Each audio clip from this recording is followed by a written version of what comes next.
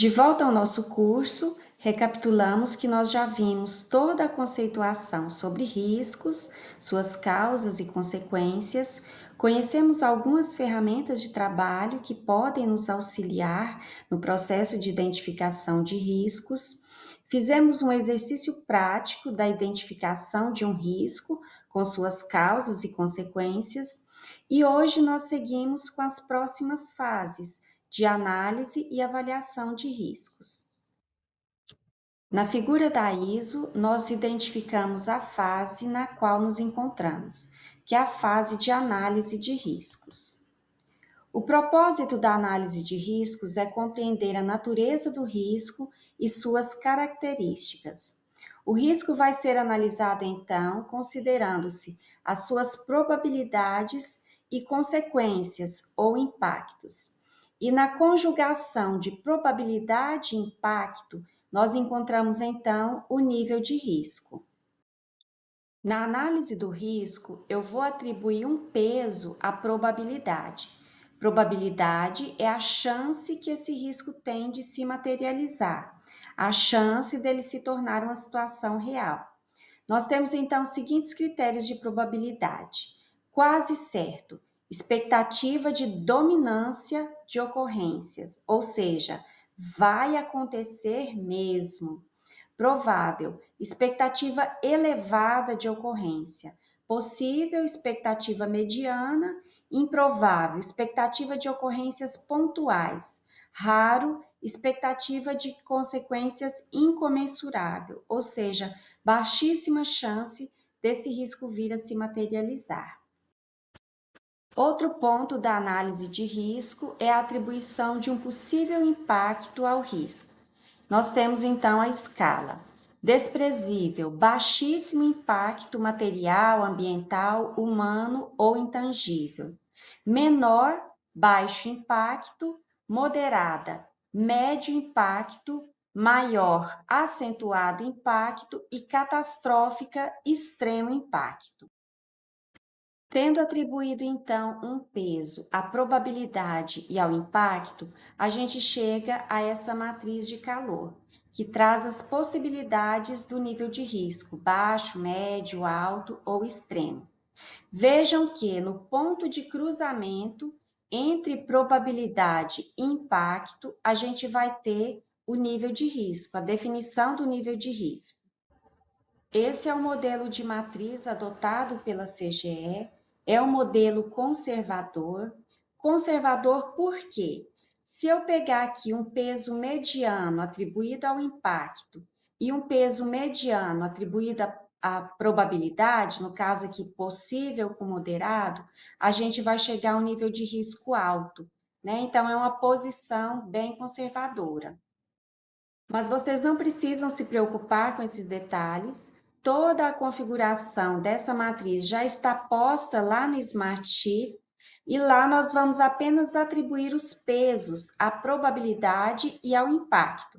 E o próprio sistema já calcula para a gente o nível de risco. Voltando à figura da ISO, o nosso próximo passo é a avaliação de riscos. A avaliação de riscos é a próxima etapa após feita a análise. Diante do nível de risco estabelecido, são ponderadas as próximas ações. Na avaliação, cabe ponderar a efetividade dos controles existentes e a necessidade de novos controles com vistas a uma resposta de gestão adequada ao risco. Uma vez identificado, então, o risco, com suas causas, suas consequências, e já estimada a sua probabilidade, o seu impacto, eu encontro, então, o nível de risco. Frente a esse nível de risco, eu vou avaliar como está a dinâmica do meu trabalho diante desse risco.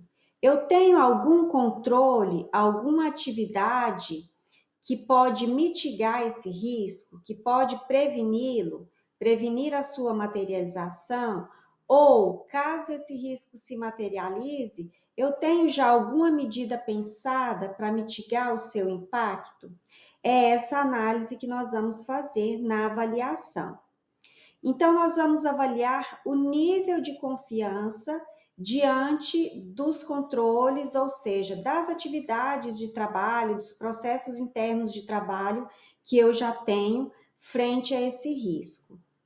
Nós temos aí então uma tabela com graduação do nível de confiança desses controles. Eu vou avaliar como inexistente controles inexistentes, mal desenhados ou mal implementados, isto é, não funcionais. Eu até tenho alguma coisa, só que serve para pouco, né? Serve para quase nada o que eu tenho. Fraco. Controles têm abordagem ad hoc, tendem a ser aplicados caso a caso. A responsabilidade é individual, havendo elevado grau de confiança no conhecimento das pessoas. Não sei se vocês já vivenciaram isso no serviço público, mas sabe quando você chega num lugar e diz, eu preciso disso, e aí te respondem, olha, infelizmente não vai ter como, porque a pessoa que faz isso não está aqui. Aquela história la garantia soy yo, né? Então, a pessoa é que é o controle, a pessoa é que é a garantia. Esse é um controle avaliado como fraco. Mediano. Controles implementados mitigam alguns aspectos do risco, mas não contemplam todos os aspectos relevantes do risco, devido a deficiências no desenho ou nas ferramentas utilizadas. Aqui o controle ajuda, né? Já temos alguma coisa, ele já ajuda, mas não é ainda o suficiente. Satisfatório, controles implementados e sustentados por ferramentas adequadas e, embora passíveis de aperfeiçoamento, mitigam riscos satisfatoriamente. Aqui o negócio já ficou bom. E forte, controles implementados podem ser considerados a melhor prática, mitigam todos os aspectos relevantes do risco. É o suprassumo do controle, né? Eu tenho controle, as minhas atividades são todas muito boas e quase não há chance desse risco se materializar em razão do que eu já desenvolvo aqui. Avaliado o nível de confiança que eu tenho nos meus controles, eu prossigo com a avaliação. O que fazer frente à situação encontrada? Eu vou manter somente os controles existentes? Aceitar? No caso, aceitar o risco. Essa é uma opção quando eu tenho um nível de risco baixo e os meus controles atuais, o que eu já desenvolvo lá no meu trabalho, as minhas atividades, os meus processos, isso já mitiga satisfatoriamente o risco. Tem pouquíssima chance do risco se materializar. Então, eu posso optar por aceitar e manter, continuar fazendo só o que eu já faço mesmo. Criar novos controles, reduzir o nível do risco também. Se o meu nível de risco está alto e eu quero reduzi-lo para médio ou para baixo, eu preciso pensar em novos controles, porque se ele está alto é porque o que eu faço hoje não está mitigando esse risco. Né? Eu não tenho aí medidas preventivas, trabalhos que contribuam para a prevenção ou para a mitigação desse risco. Então, eu preciso pensar em novos controles. Envolver outros atores, compartilhar. Será que na administração pública tem um órgão com o qual eu possa compartilhar o meu risco? Eu posso pensar nisso desde que o parceiro tenha compromisso no monitoramento desse risco, que ele tenha alguma atividade, algum trabalho a seu encargo e que ele vai monitorar o risco também. Então, se houver essa possibilidade, se tiver algum outro órgão com o qual eu possa compartilhar o meu risco, essa pode ser uma opção. Evitar o risco, reconsiderar o objetivo. Quando a gente fala aqui no processo da ISO em evitar o risco, é no sentido de descontinuar as atividades, seria eu reconsiderar o meu objetivo.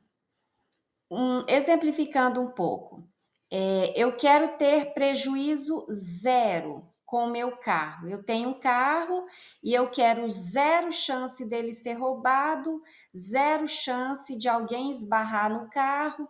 Será que existe essa chance zero de um roubo ou de uma colisão, mesmo que seja pequena, se eu quero zero nisso, então eu vou vender o meu carro, eu vou andar de Uber, né? Porque aí eu vou ter zero chance de ser roubado ou de ter algum prejuízo com batida, com alguma colisão, algo nesse sentido.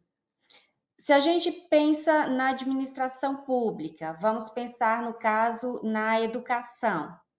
Eu quero chance zero de paralisação de professor. Professor aqui no estado nunca mais vai fazer greve, isso vai ser risco zero. Ora, então vamos substituir os professores por máquinas, por robô, porque aí o robô tem como eu programar e aí eu não vou ter greve. Entende? Então, quando a gente fala assim, evitar o risco, seria descontinuar a atividade, que aí você vai estar evitando, no marco zero, né? Que esse risco se materialize. Resumindo, o propósito da avaliação de riscos é apoiar decisões. A avaliação de riscos envolve a comparação dos resultados da análise de riscos com os critérios de riscos estabelecidos para determinar onde é necessária ação adicional. Quais riscos necessitam de tratamento? Quais as prioridades na implantação de controles? Os controles serão mantidos, melhorados e ou implementados novos? Esse é o tipo de questionamento que eu preciso me fazer diante da avaliação de riscos. Considerados os critérios de riscos estabelecidos naquele mapa de calor, aquela tabela que a gente viu agora há pouco, nós temos então 4 níveis de riscos possíveis: risco extremo, alto, médio e baixo. E qual que é a minha atitude perante esse nível de risco? Risco extremo. Modificações e novos controles devem ser implantados com urgência, com ciência da atuação à alta administração para acompanhamento. Se o meu risco estiver no nível alto, modificações e novos controles devem ser implantados de forma célere, sob supervisão da gerência da organização. Risco médio, modificações e novos controles devem ser implantados ao longo do ciclo determinado para revisão da gestão de riscos. Risco baixo, manutenção de práticas e procedimentos. Vejam que quanto mais alta a escala do nível de risco, mais rápido eu preciso agir e maior acompanhamento haverá de se ter por parte da alta gestão da instituição. Agora que nós já compreendemos a teoria da análise e avaliação de riscos, já conhecemos os critérios a serem utilizados, nós vamos fazer na prática uma análise e avaliação de risco, usando o Smart Sheet. Aquele risco que nós identificamos utilizando a ferramenta do Bowtie foi trazido aqui para o Smart Sheet.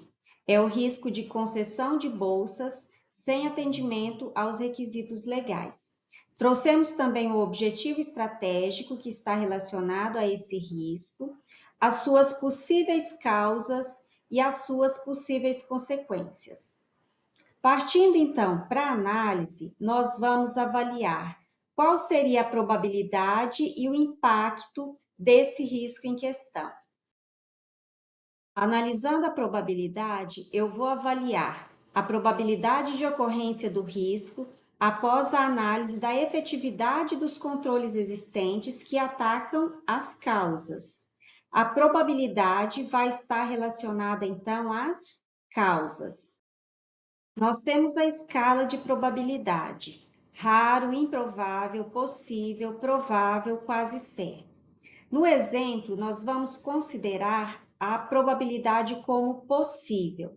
A gente vai ter em mente que esse programa é um programa novo, nós ainda não temos tanta experiência, então a gente acredita que pode ser possível que haja aí uma concessão de bolsas sem atendimento aos requisitos legais. Do lado do impacto, nós vamos avaliar o impacto do risco sobre o objetivo institucional após a análise dos controles existentes que atacam as consequências. O impacto refere-se, então, às consequências. Avaliando as possíveis consequências, dentre elas ações jurídicas contra a instituição, danos à reputação da instituição, a gente vai pensar que pode ser maior o impacto caso esse risco venha a se materializar. Isso para efeito de uma análise, modelo que a gente está fazendo aqui. Como já tínhamos visto anteriormente, aqui na conjugação entre probabilidade e impacto, o sistema nos dá, então, o nível de risco. Probabilidade possível, impacto maior, o nível de risco que tivemos, então, foi o nível alto. Concluída a análise, definido o nosso nível de risco, nós partimos, então, para a avaliação. Na avaliação, nós vamos verificar a efetividade dos controles. Frente a esse risco de concessão de bolsas sem atendimento aos requisitos legais, eu tenho alguma atividade, algum trabalho interno que visa mitigar esse risco, que busca prevenir a sua materialização ou, caso ele venha a se materializar, que isso cause o menor dano? Nós colocamos então logo abaixo do risco um controle interno, que é o controle de revisão do edital pela Procuradoria Setorial. Que análise eu faço desse controle já existente? Ele é um controle inexistente, fraco, mediano, satisfatório ou forte. No caso, a gente vai considerar como fraco, porque eu tenho apenas um controle e vai depender do ponto de vista da procuradoria, se essa procuradoria está qualificada para avaliar o processo. Então, para exemplificar, a gente vai considerar esse controle como fraco. Tendo um controle fraco e um nível de risco alto, eu posso pensar então na resposta que eu vou dar a esse risco. A melhor alternativa que nós temos é a alternativa de reduzir. Se o meu nível está alto, eu preciso pensar em novos controles, novas atividades de trabalho, processos internos que visem então reduzir o nível desse risco. Nós encerramos por aqui essa quarta aula e, na sequência, será dada continuidade ao processo da ISO com a fase de tratamento de riscos.